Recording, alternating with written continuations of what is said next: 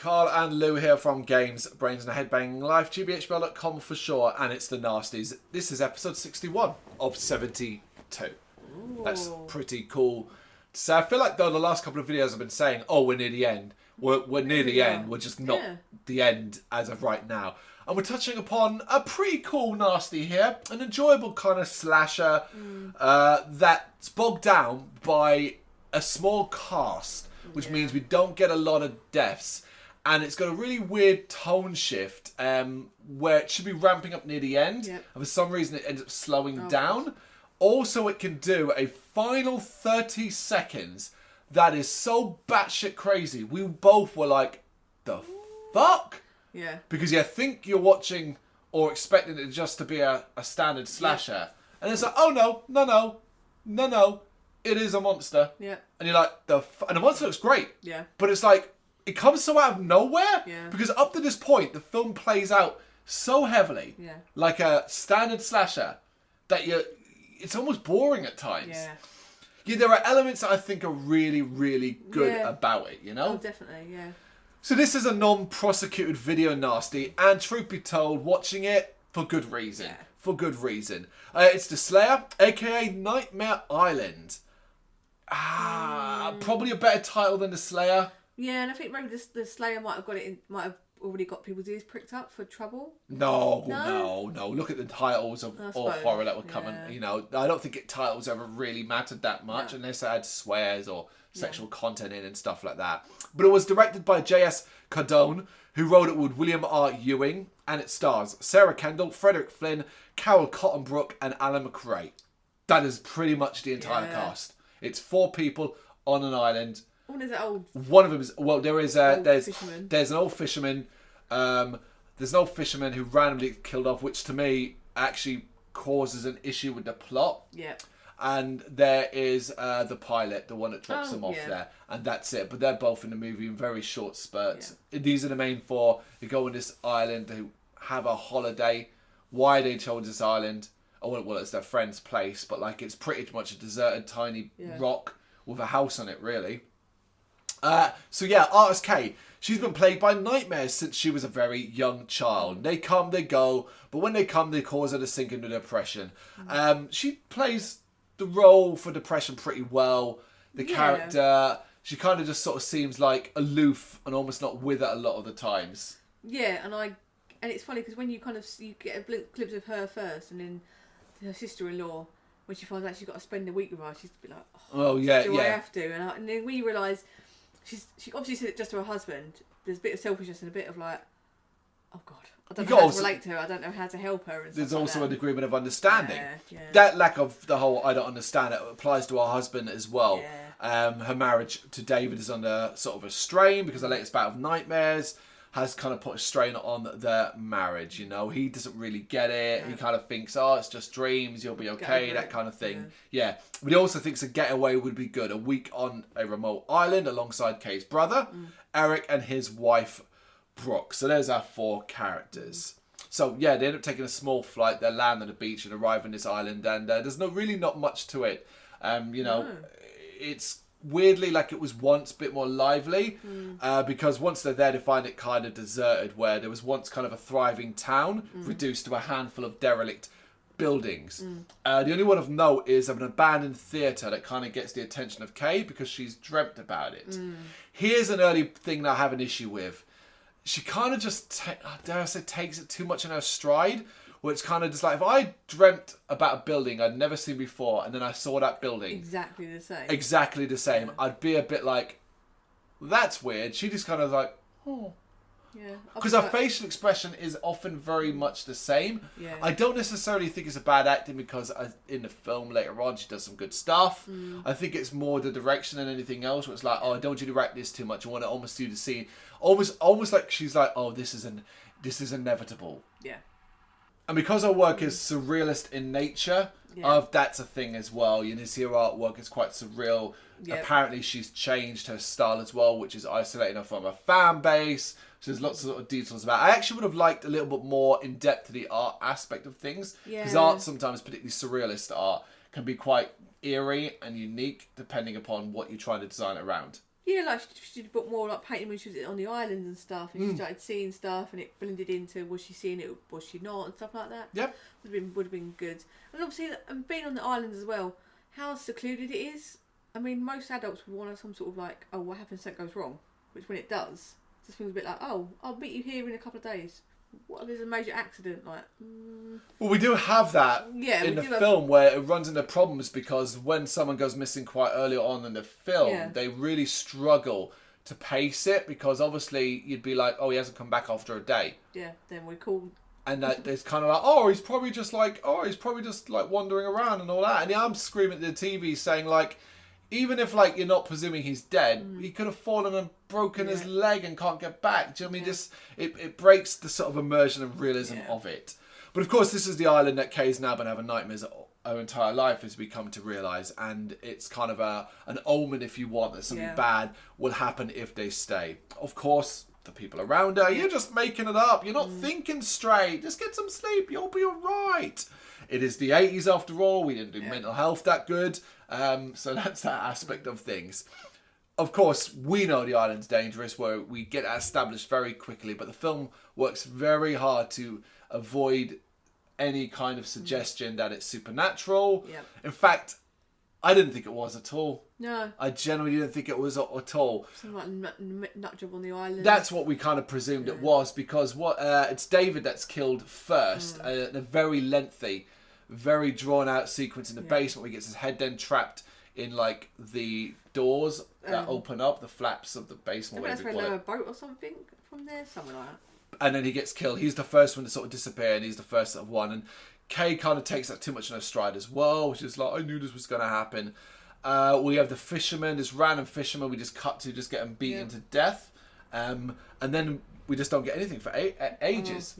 Because the problem with the Slayer is that it tries to tell a story based in reality, but works so hard at leaving so many elements vague that you're never quite sure what's going on. That can be good in a way, but here it actually becomes a bit frustrating, as you've got this unseen killer striking. And obviously everything pointing towards the film being your generic slasher. It simply plays out like that. As a character hears a noise, wanders off in the dark alone, winds up dead. It follows that formula to a fucking T. Yeah. It really does. It starts then to resemble a whodunit more than anything else, because we're trying to work out who could it be and why it could be. I said to you at a certain point, if you remember, I was like, you know what? I don't think it's going to be anyone we've already seen. No. I think it's going to be one of those horrors where it's just like, oh no, he's a random dude. And you get the scenes of people going off to investigate. You'll see them do the same part of motions of the same. Oh, they're going to go look around. Well, we do that in one sequence where someone gets up out of bed. 5 minutes later of wandering through the house in the dark, goes out. Then someone else gets out of bed, does the same thing just to then run into the other person. And we were just like, oh my God. And it is, when we say 5 minutes, we're not exaggerating. It is. It's really drawn out. And here's the thing. The location and the sound makes it a little bit tense. It does a really good job of capturing this place that's high up in this.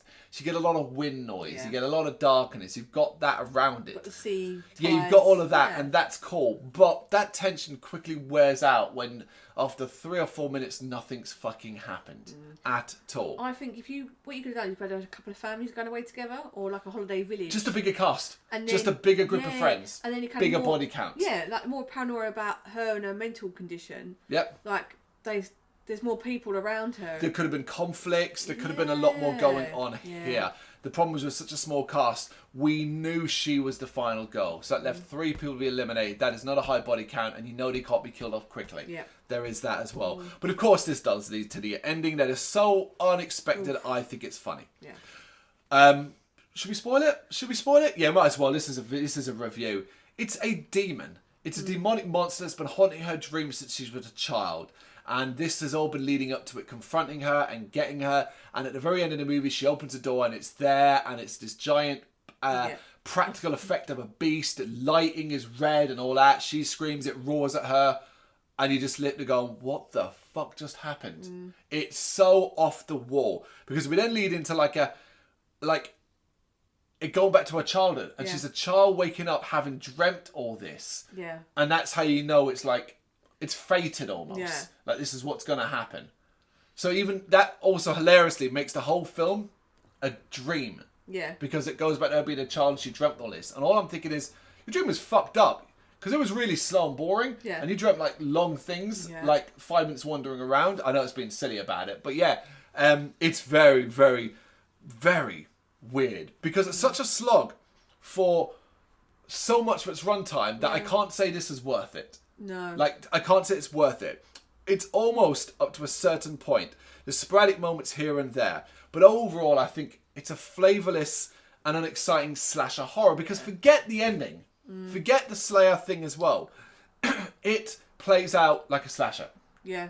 Just because we get that ending doesn't change it from being a slasher movie. Yeah. All those elements exist and it moves at a snail's pace, running out of ideas very early on. Imagine, so one scene with all the windows where she's got kind of balled them up. Yeah. We want to see her do all of them. Not just one, not just get the hint That's of it. the ending sequence. Yeah, when everyone's dead and she's panicking in the house, she tries to barricade herself in. You're right, she does that. And we see her close every single fucking window. Yeah. There's no speed to it. There's no like cut shot, like let's show her doing a few windows, every single one. And it was physically, by the end of it, was like, how long has this got to go? Yeah, like, how long's it got to go? But it said like they could have got around that by introducing more characters. We had some real fun with it because it was well acted, but just needed more. Like the characters believable that they're married and stuff like that. Weirdly enough, we don't spend enough time really getting to know them in that sense. So you're not wrong with that. We already mentioned as well, but 10 minutes of one character walking around slowly until they wind up dead at the hands of something unseen, very important. Then they follow that exact same thing up with a different character straight after, but this time they don't die. And you're like, okay, that's it. Later in the movie, it will do the exact same thing. Exact same thing. One character goes off, 10 minutes, 15 minutes later, they're dead. Followed by the exact same sequence of his wife coming out, doing the exact same fucking thing, and then dying as well. Yeah. That is infuriating. Yeah. It's the most egregious example of how slow moving the Slayer is. Then, of course, the final 20 minutes, while one person remains, we get that expectation. We should have a frenzied and frantic final act. Yeah. We've got to this. She should be desperate. This thing should be smashing. Because what they should have done was revealed it with about 20 minutes to go. And then have it trying to bust its way into the house. Claws coming through walls. Stuff like that. But instead, you're left watching them close windows, doors, barricade everything. And then, if you've forgotten it, sit around smoking. Oh yeah, on the basement stairs. Yep. Oh, that was fun. Yep. It would be funny almost to a degree if it wasn't so bloody boring. And all of this, to me, buries the good stuff about the Slayer. Definitely. And I do want to highlight there are some good stuff. Cool location, solid acting, some good gore. When you see it, it's quite good. And obviously that insane final minute. I like the inventive death. I've not seen that one before. Which one? The doors. Oh, the doors catching in the head. I'd say all three deaths are pretty decent. So you've got the doors catching in the head. You've got is it the harpoon gun or the fish hook that drags him out to sea? He gets hooked on something, dragged out to sea. Yeah, I think it's a fishing hook. Yeah, that's pretty cool. And the last one is the woman. She gets glass. The glass window. She gets fucked up by the glass window. Oh, yeah. And each one is gory enough to be notable, but not gory enough to warrant the nasty tag. I think that's fair. There are a few lingering. I think, actually, weirdly enough, the two things that maybe stand out the most for it is when she discovers one of the bodies, and it looks particularly gross, the one that was in the water and stuff like that. And probably the monster itself, but even that, to me, is kind of tame, fantastical, more than terrifying. It would be a hard stretch to pick on exactly why this one was a nasty, but it's non-prosecuted and it's completely uncut already, so there's no issues about it in that regard. It's been uncut for a long time, actually, should I say. So there's no real surprises here. I think a lot of the positivity that I see around this movie surrounds these two things. Is that it does do atmosphere well based off the location, and the element of I've dreamt about this, so you create this kind of like dreamlike world. But I reckon, or at least I feel, that a lot of people's vision of this movie is coloured by the end. Yeah. That when you get to that fucking mental ending, that you're just like, oh, that was really cool. Yeah. And it almost makes you forget about a lot of the sloggy moments.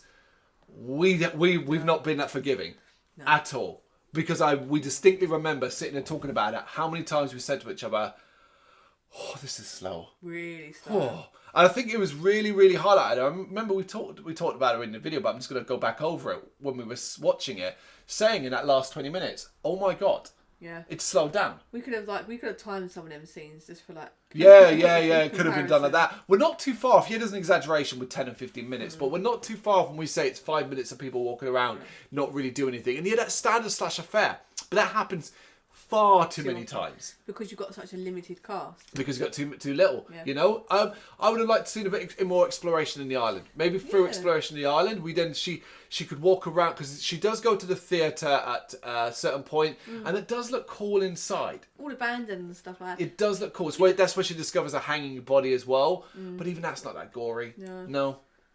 I would have liked more of that. It's more fun with the island. The island, could say some of these islands are abandoned because of what happened back in the olden times. So you could make something like just maybe linking into some painting she drew where she goes to a place and it flashes to a painting, or we maybe flash back to a specific time, because he could have padded the runtime by having that. Maybe flashing through, like recognizing a building or a location and flashing at different points in her youth, like as a teenager when she drew that one, or so on, and that could then make us realize that this has been throughout her entire life, and that would have added the weight, because we're only really told that's been her entire life rather than shown, and it would have been cool to have seen it maybe. I don't know. That's me kind of going back and correcting the movie, but it is surprisingly online well liked movie. I said, this isn't me saying it's terrible. No, I don't think it's terrible. We've seen a lot worse. A lot worse. It's simply going to be remembered as one of the more boring ones. Definitely. And boring's a problem for me. It is in horror. I'd rather it be absolutely trash, gross, disgusting trash, but keep me entertained, keep me focused on it till the end, rather than looking at my clock going, when's it over? Wow. Yeah, I agree. It is the Slayer on Nightmare Island, if that's your jam. You got any thoughts on it? You know what to do? Let us know in the comments. Thank you very much for watching. If you liked what you saw, please help us out by giving us a thumbs up and hitting that subscribe button. If you really liked what you saw, consider donating to keep the website and channel running by buying us a coffee via our coffee page, or picking up some merch from our Big Cartel store. You can check us out on gbhblofficial.com, as well as via our social media, Facebook, Instagram and Twitter, as well as listen to our interviews via SoundCloud, Apple Music and Spotify. Just search for GBHBL. Games, horror and heavy metal. What else is life for?